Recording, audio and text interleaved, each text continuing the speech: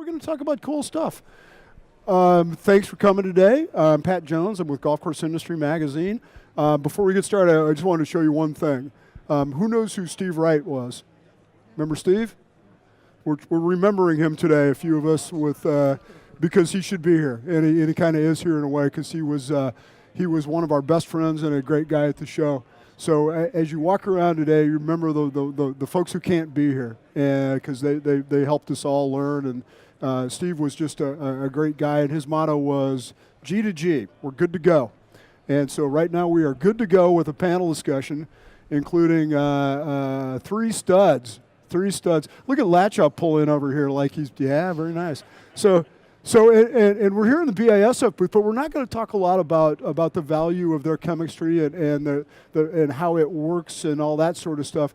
But today we're just going to talk about kind of some wisdom that you get from the process of renovating and rebuilding golf courses, and some of the risks, some of the rewards, but also then, you know, and I think this is a fundamental and interesting question. And I think the people from BASF and other companies will learn as much as we will about how companies can help them, because you guys don't lack for resources. You know, it's not a problem to get people to support you. The question is what really matters. You know, what really matters, whether it's day-to-day operations or, in this case, a major remodel. So before we begin, I just want to have you have a chance to introduce yourself, tell us where you're from, and then we'll talk a little bit about your project. So Justin, go ahead. Alrighty. My name's Justin DePippo. I'm at Bel-Air Country Club in Los Angeles, California. I've been out there 5-6 years. Past year I've been at Bel-Air, and we did a 9-month renovation. And just I got to ask you, so you recently got an interesting honor. You recently were named to a list. Can you tell us about that? I was recently listed on Forbes' top 30 under 30 in the sports section. Think about that for a minute. A turf head on the same list as Blake Griffin. Yeah, just a few other people you might have. He's a turf head, but obviously a good one, and that's a major thing. So congratulations very much. Thanks. You probably don't know who this guy is, so maybe you introduce yourself, John.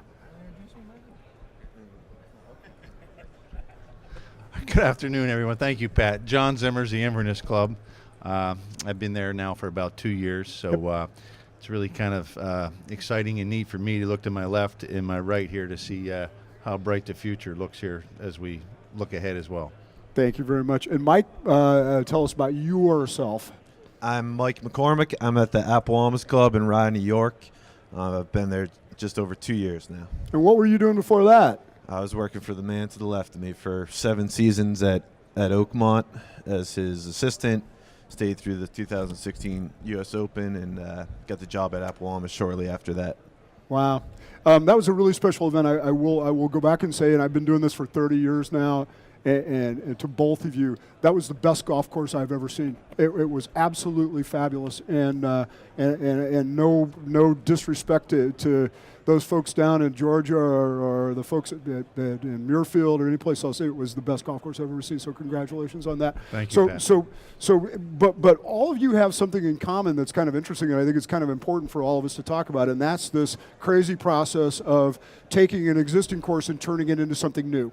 And there's nothing more important right now in our industry than giving our customers a fresh product, the product they want, a product that's going to be engaging for them, and a product that's going to take that club and make sure that it's relevant in whatever way that's important to them for the next 100 years, 50 years, or whatever it might be.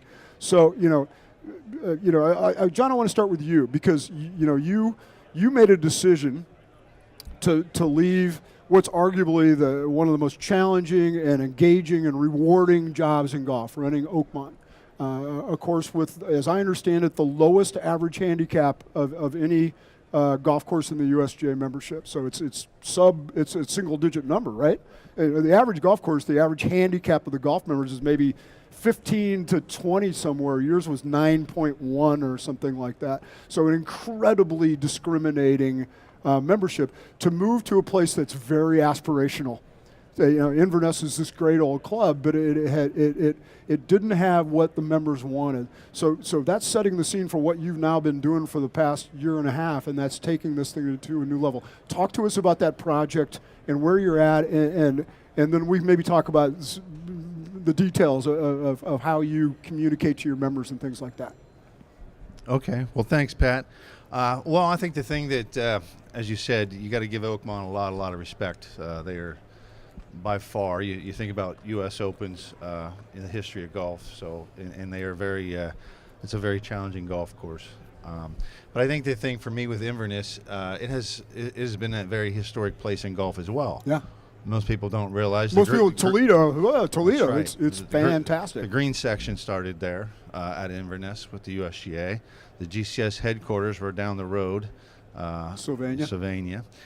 So there's a lot of history there. So that was very enticing, and the club is going to embark on a large renovation, something that they really haven't done before, except for in the 70s when they were getting ready to host a major championship. They did some work. So that's kind of where everything kind of came together for me.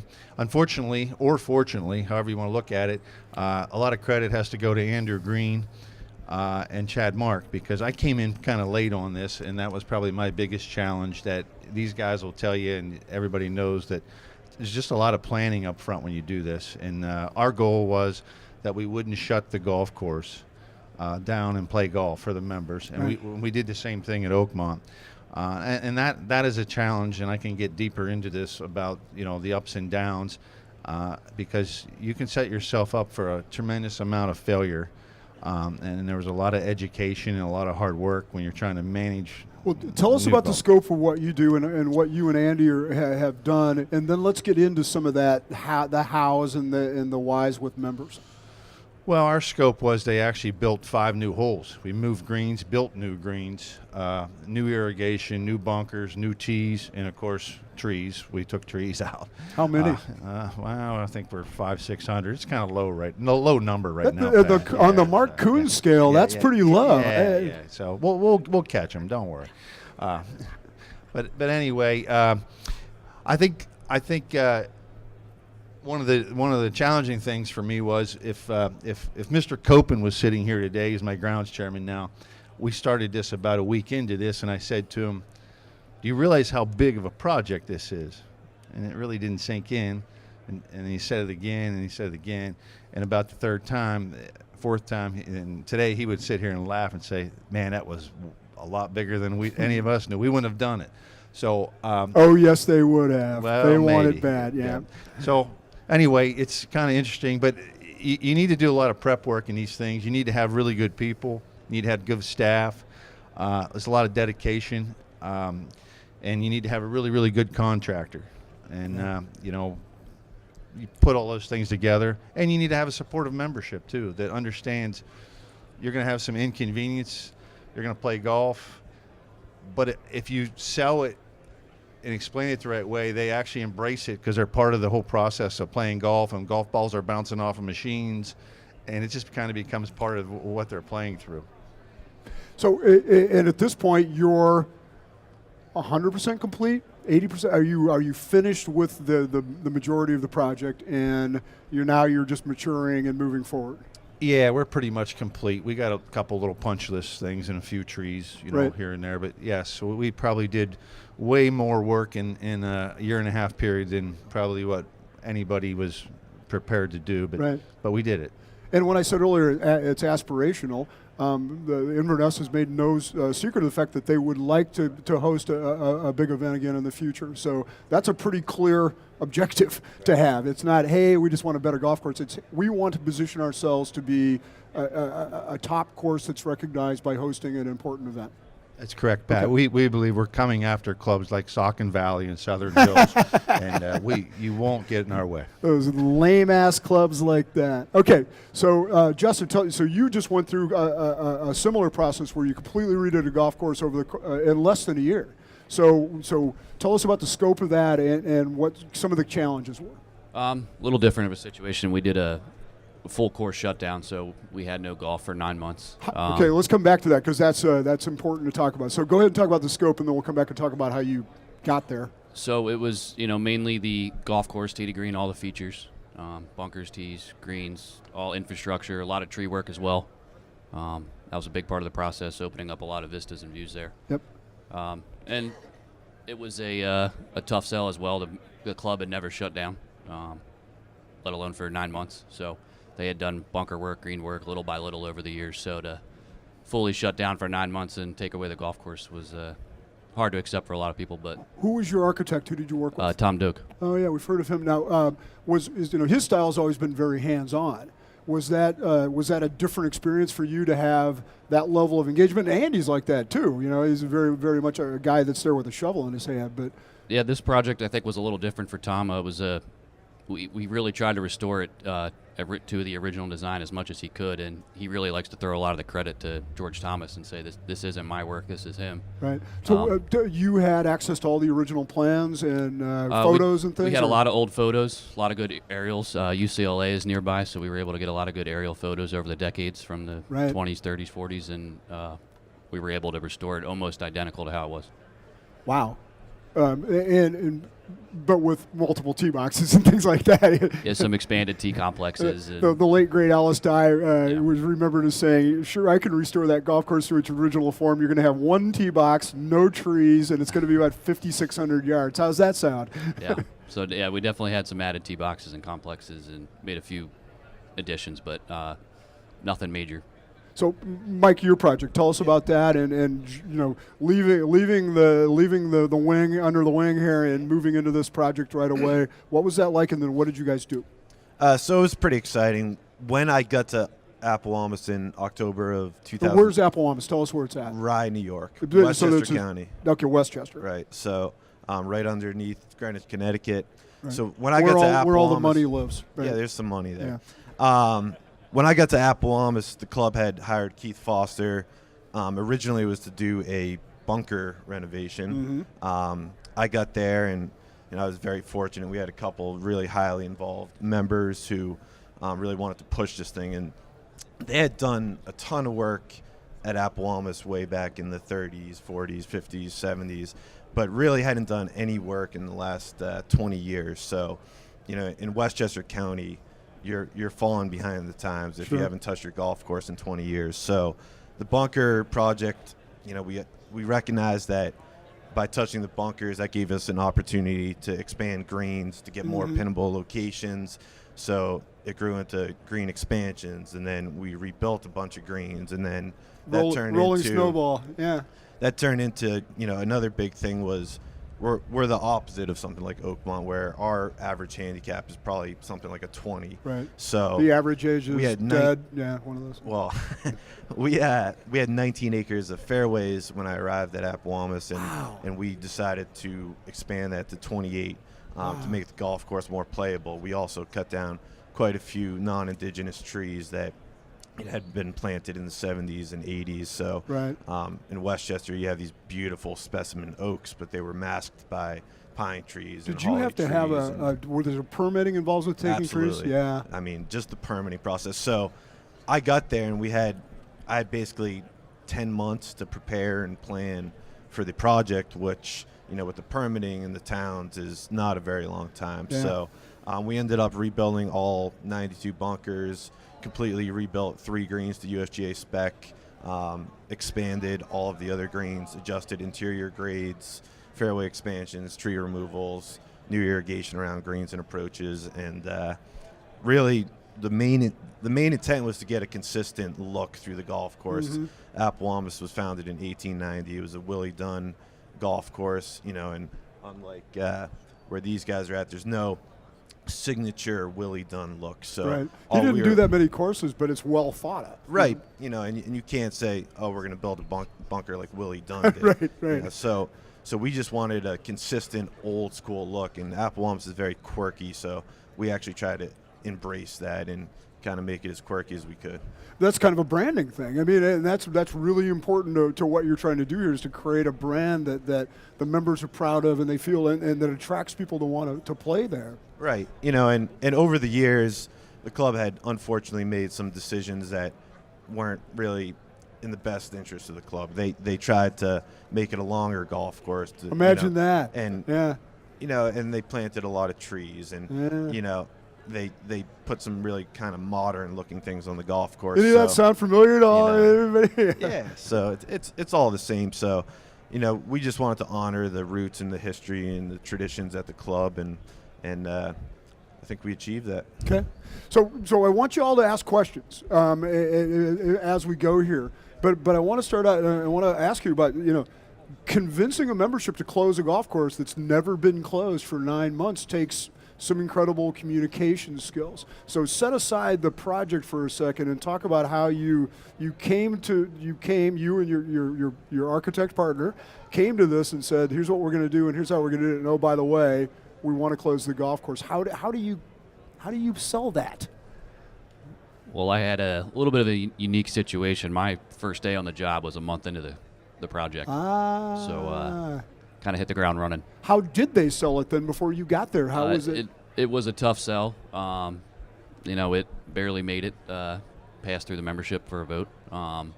But there was a lot of communication, a lot of meetings really trying to paint the picture of what they were going to achieve, what they were after. Infrastructure-wise, the benefits, the long-term benefits that the club would benefit and the members would benefit from doing the upgrades. Was that expressed as a financial benefit, an ROI kind of thing, or was it you're going to enjoy this more? I would say you would enjoy it more, not a financial benefit. Right. I mean, that's usually not you what take clubs on are a focused large on. financial portion when you go through these How projects. did you communicate with the members during that time period? Was there regular updates being sent by email, and what kinds of things were you saying? A lot of drone videos. That's Very good, great. something that's available nowadays. I mean, it's an easy way to give everybody a good fly over the whole property and really update them bi-weekly, really, as the progress we were making. Was there fear about not keeping up with the timeline? Was it something where it's like, yeah, if we start going a month past, people are really going to get unhappy? The weather was great for us, so we were luckily able to stay on track, and we opened on time. Yeah. So we were fortunate enough. That doesn't always happen. And how were the reviews then? Was it something that the members really embraced, or are there still, you always have a few people that are going to say, I liked it before. Yeah, you'll never please everybody, but Yeah. majority of the membership's been very happy. Our rounds are up 40%, and we've seen a almost 12 to 13,000 round increase. That's amazing. So as you're giving advice to these folks about, okay, because about half the courses in America are in some stage of remodel right now. 48%, according to our last State of the Industry study, are doing bunkers or they're doing regrassing projects, a lot of range renovations and short play areas and things like that. So as you're approaching that, what are some things, and I know you weren't there at the beginning, but looking back, what are some things that you would advise people to do to try to properly prepare a membership for a closure for 9 months? Really selling the point of, how architecturally you could be changing the golf course, but at the same time, making it more maintenance friendly and being able to provide a better product. With new bunkers, liners that are available now, and going with more drought tolerant grass species, and all the benefits that you can achieve from upgrading the infrastructure. Financial sustainability, Yeah. long term. So John, with your project, and it's one where there's been focus on it because it's been a very public thing and all that. So, you came in and Chad had been there and kind of set the stage and everything else. What were the big challenges you faced then trying to catch up on a timeline and meet those expectations? What were some things you learned, even after all your years in the business, what were some things you learned from that process? Well, I think the biggest challenge was just trying to get the membership and their, the guests, they were going to come and play. I mean, what exactly is going to happen here? You can kind of talk about it, but until you actually experience it and live it, and then say to them, listen, there's going to be some inconvenience, and they're playing golf, and what do you do when we're bunkers under construction, and you can only put so much signage up, but what it falls down to is you need a really, in all these projects, if taking this in my experience, you need a really strong leader. It usually comes from in the club, the architect, and they get in front of this and they tell you, hey, we got you. you get out, you do your job. We know there's going to be some inconvenience or et cetera. And I think what happens is, as those experiences maybe are negative at the beginning, they start to become positive, because after the first or second hole, photos and et cetera start updates. And it is easier now, with the drones and stuff, versus doing things years ago. You were writing about it, you had to visualize it. And you're For a trying to while, do we were doing the sort of 3D animations Right. too. You saw some of those. I don't know if that's still a thing, but drones are incredible tools for this. So that's what where we really had our you know, success. Sitting back, what surprised you about the process? Because you came in eyes wide open and you knew what was going on there. But what was the, either good or bad? What was the big surprise going through this? Well, I think the biggest thing is, the project was really large. It was a big project's large. I think the most surprising thing is they embraced it so positively that I don't really remember anybody saying anything negative. They were so excited, and hey, no problem, and they were just really behind this thing the whole way. I think one of the things you really worry about when you do this, you get involved in these big projects so much, the people are making decisions, they get mojo, and the old saying, hey, if we don't do it now, we'll never do it.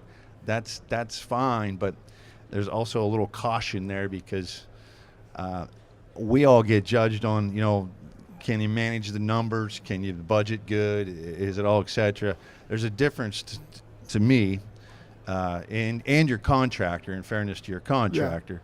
Yeah. If you're doing a great job and the architect, by the way, you're doing a great job and you're hitting your numbers, but your change of scope of work is usually what happens in these projects. Right. Who was your contractor? McDonald's and Son. Yeah. So you're working with somebody that has a ton of expertise. When you're communicating, so you've got John and you and Andy, and you guys talk and you guys know what's going on. Who's your point person for the membership? Is it your the project leader within the membership, and how did you work with that person, the civilian in the process? Well, we had a great president at the time, and then he turned it over to our president that is there now, and our grounds chairman. So they were actively involved, and of course Andrew was out in front of this. People, when they can see something or visualize it, we had old photos too, right, from back in the day, and you could actually see this. And when they would see that we actually built something that was from 1920, and it really looked the same, and these humps and these mounds and stuff. You have to build confidence when you go to do this. Yeah. You got to build confidence also with the membership. You got to build confidence that the contractor's not taking advantage of the situation. So there's a lot of variables in all this.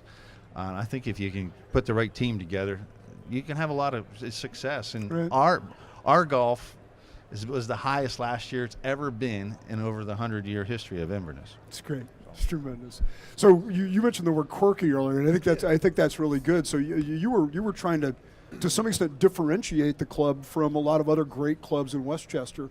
So what did you learn from that process, and what was the preparation in terms of getting them thinking about this, and what building in some patience and managing expectations? What kinds of things did you do? I think from my perspective, I was a brand new superintendent. At the time, I was 27 years old. So I just tried to surround myself with people that were smarter than me, knew more than me. I called every consultant in the country, tried to get as many opinions as I could. And, we hired McDonald and Sons as well for our, to do our construction. We used the same all-green irrigation to do our irrigation work, both of whom we used at Oakmont. So I just surrounded myself with people that we knew.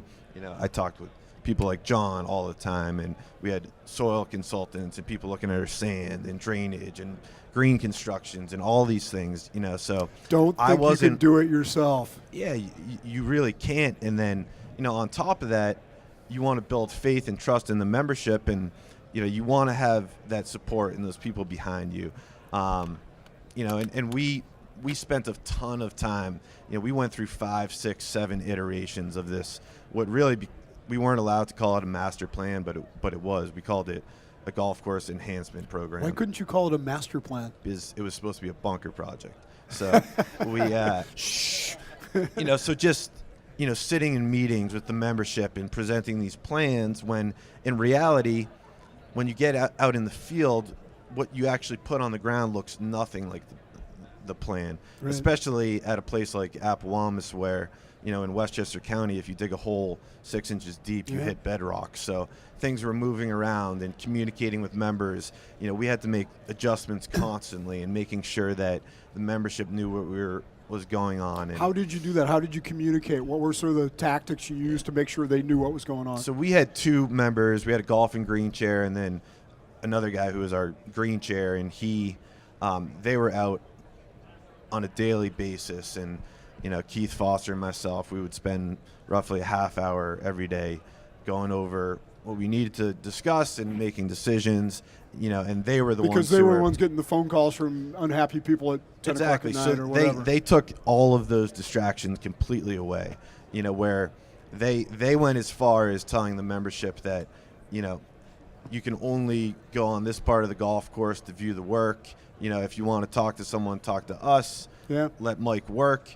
And then on the flip side, what we would do is we would have these walkthroughs where we would invite the membership to come out on the golf course. Right. I would walk through all the work with them, and that gave me the ability to communicate what was going on. Right. So, I just think it all comes down to people and having the right individuals and in the same goal. And things change, and things happen that you can't plan for. But to your point, I mean, we can control a team, and we've got access to the best experts in the world. Right. But having that member who's is the civilian out there in front of you seems so important in the success of a project. And I think the other challenging thing is you get so many different emotions involved, where I'm super emotional about the end product, and so is the architect, and so are the members, and handling those emotions, and that's something John taught me.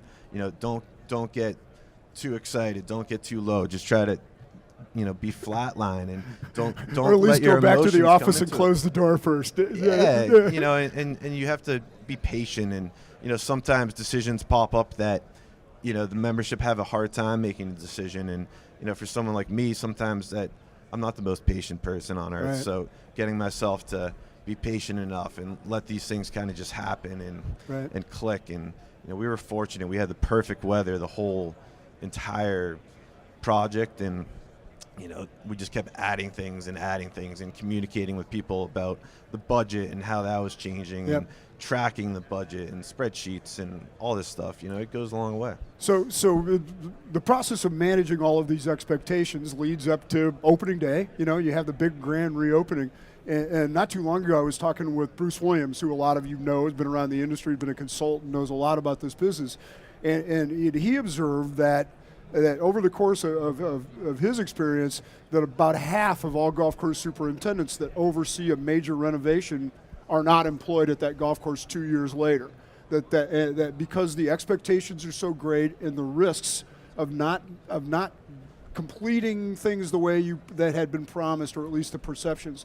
So I guess the fundamental question is, how do you not get fired when you do this? What were some things because you have to have that in the back of your head, that this is a risky bit of business. So what are some things you're trying to do to make sure, touchstones you're trying to keep coming back to, so that you don't suffer that fate? I think that's a tough question. Anybody would like to say they know what to not to do to get fired beforehand. It's easy to know what to do to get fired. It's harder to know what not to do, right? And I think just being detailed and organized as you go through, really trying to make sure the architecture, kind of meets that maintenance product, and it's something that is sustainable. You have to use your own experience and really try to use your best judgment and know what's not going to work or what is going to work, and really try to set yourself up for success. Were you worried at any point? It was like, this is not going the way I want it? There were at times, I think, in the beginning where it looked like I was in a pretty big hole to dig out of. Walked into a lot, but these guys said, if you surround yourself with the right people and you have good contractors and strong membership or leaders leading the way. I had a great Greens chairman and what we called our DOE committee, 2 of our board members that really spearheaded a lot of it, and they were super supportive. So, there was a light there, and everybody was on board, and everybody wants a great outcome in the end. I mean, the contractor, Right. architect, and membership, everybody wants to succeed. So What would you have done differently, if anything, other than trying to get on board, earlier? I would say start a little earlier. Yeah. Trying to learn a whole property at the same time after it's been blown up, and and your first meeting is talking about what are you going to do with the third tee and the eighth tee, moving Yeah. the cart path and moving the tee boxes. You don't even know where that is. Right. It's a little difficult. So same thing with you, John. I mean, there was a lot of spotlight on this project, and not only because the history of the club, but because you coming there and Andy and one of the hottest architects in the business. So I don't think you were probably sitting around worried too much about getting fired as a result of this thing. But what were some of the things that you worried about that you wanted to make sure everybody felt good about at the end of the process? Well, I mean, I always say this. I'll say it to everybody that's here right now. I think the most important thing you can do is put your name on your work. So whether it was coming from the Inverness name, the Andrew Green name, the John Zimmers grounds team name, so that's kind of how we started every day out. And you have your ups and downs, and the weather is a big factor. And I think the thing that stands out the most from listening to these guys is what most people don't realize is when you do these things, not only are you doing more work, they bog you down with doing administrative work. There's invoices and contractors and deliveries and Permits. transfer labor and permits and in town. And that's what they just don't understand. And that to me is what usually takes a toll on you, because when you get pulled away and you can't be there, that's when you start seeing things not being done the way that you want them to be done. And it's not necessarily that a contractor or somebody's doing it intentionally. It's just the fact that you didn't have time to have the input to be there. So I always tried to relay that. And I think that that's something that we kind of finally got through. But Joe's sitting here in front of me today, was with Inverness a few months with me. And he actually did most of our transferred stuff. And he would tell you that it's something after you work 10, 12 hours and you're watering or you're doing, it's the last thing you want to do. But once you do it and you do it really well, it goes away. They realize you're on top of it, and it goes away. Right. You've answered that question in advance, and that it's no longer an issue. Well, and I think that's great advice for everybody, is be prepared for the administrative part of it, because it's substantial, and everybody's going to be looking at costs, and so it's not the most fun part of it, but you got to be on it. So, same kind of experience for you, and what did you really learn from the process? And obviously you haven't gotten fired yet, Right. but was there anything you I haven't talked about grounds chair today. But, check your voicemail? no, I think what it comes down to, in my experience, we completely rebuilt 3 greens, and those 3 greens had been rebuilt 3 or 4 times over the last 50, 60 years. So obviously they're in the worst growing environments. And, I sit in a boardroom or at a committee meeting and I say, this time we're going to get it right. And this time we're going to, we're not going to have issues. So, you make promises, and you put a lot of things on the line, and you put your skill set on the line. And I think that's why things can go like that. And things don't always go as you anticipate. Yeah. I can remember The weather can just blow you up in a heartbeat. Before I started at Apawamis, I told the committee that, they didn't have any Poa annua nursery sod at the time, Right. and they wanted to do 15,000 square feet of green expansions. So I told them that was going to be a problem. And yeah, you can buy it, but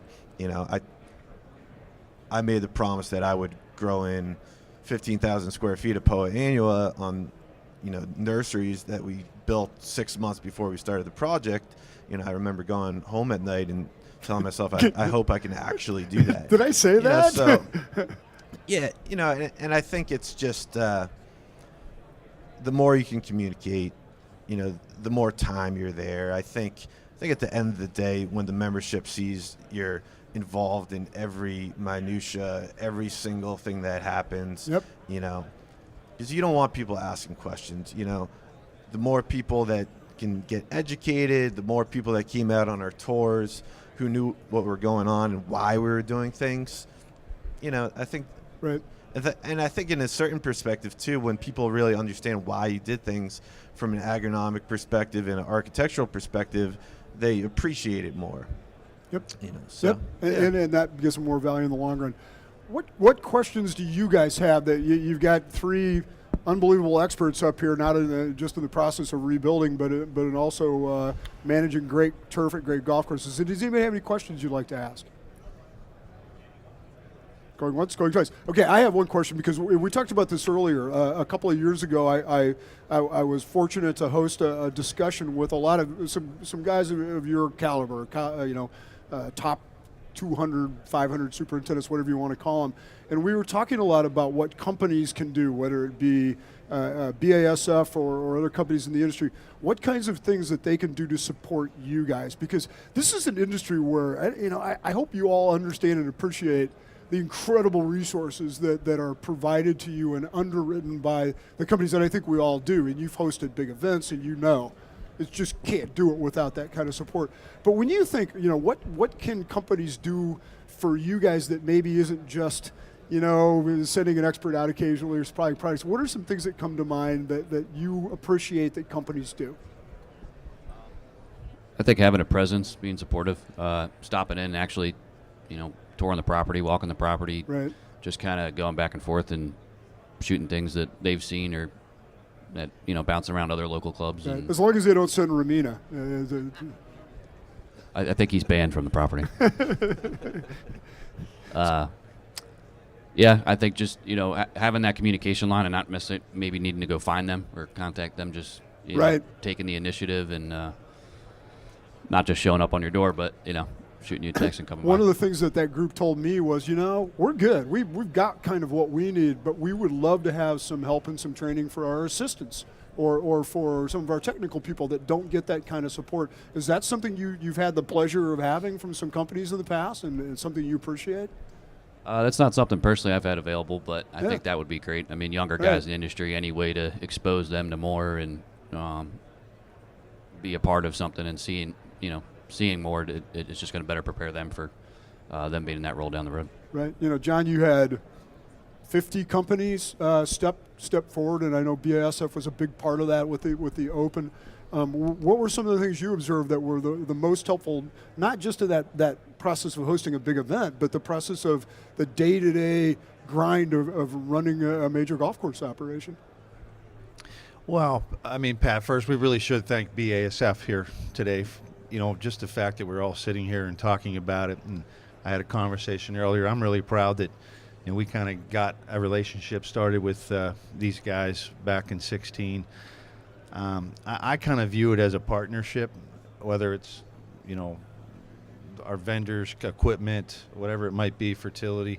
We're all winning together. And I think that the people that are really good, they understand the pressure that we're under. Mm-hmm. They've been there. That's right. And they actually say, what can we do and how can we make things easier or better for you or your staff? And I think they genuinely, sincerely care, and they want to see us really do a great job. So ask that question. That's and it's something I always encourage supply partners to do is sit down and say what really matters. That's a very great point. I think I've tried to teach that a lot. Is no matter whether it's employment or the club or our relationships. I think Brian and we've done a lot of work together. And before we even go any further, I just say let's just be honest and open with each other and tell us what can we do, what can't we do. Right. Transparency and the future of this industry, I think, and I think that our business is going to continue to get smaller but smarter, and that if you try to be an island and do it all yourself, and we all know that there was a lot of that culture in the past of you don't need to tell me what to do, I'm good. But if you try to do that, you're not going to have much chance because it's a very sophisticated, complex business now. So, and I guess final thoughts with you because you're a young dude. What do you value? What are you looking for support from whatever company? I think, BASF and the people that work within BASF. I just look back just over 2 years ago, meeting these guys at the U.S. Open at Oakmont, and then shortly after that, making a move to my first head superintendent job, and the same support that these guys gave John and our team at Oakmont for the United States Open, they gave me when I moved to some no-name course on, 10 hours away. So just those relationships and building those, and the fact that you asked about assistance, and the people within BASF, they reach out and build these relationships with the younger guys, because the younger guys are the ones who are sitting in John's chair after some time. Right. So it's a really special thing, and I think having the trust. Stop it. It's just all people again, where there's certain people that pull in the club, and I smile and they make me feel good, and it's stressful when you're doing these projects and you got a million things going on, and there's certain people that make you feel good, not only about the grass but just in general, and then there's certain people that don't, and I think a company like BASF, they get it right. Thanks. Final chance for questions. Anybody want to ask any of these guys anything? Nah, you'll ask them later over a beer where they'll tell you what they really think, huh? So I do want to thank you all, and I just trying to kind of put a cap on this, and it's all about transparency. It's all about transparency. It's all about being open and being straightforward with what the risks and the challenges are with any kind of renovation project, and really with day-to-day operations of a golf course. Just being there and being open, being a good communicator. I interviewed our friend Armin Sooney not too long ago and talked about what he learned over the years, and he said, Richie Valentine at Marion told him 40 years ago, lots of guys can grow grass, not many guys are good communicators. And I think it really does all come back to that, and that ability to relate to very sophisticated people who happen to be decision makers at your club is so important. So, but thank you guys. Thank you very much for sharing your thoughts and being so candid and giving us your time here on the busiest day of the year in our happy little industry. And I sure appreciate it, and I hope you guys do. Thanks.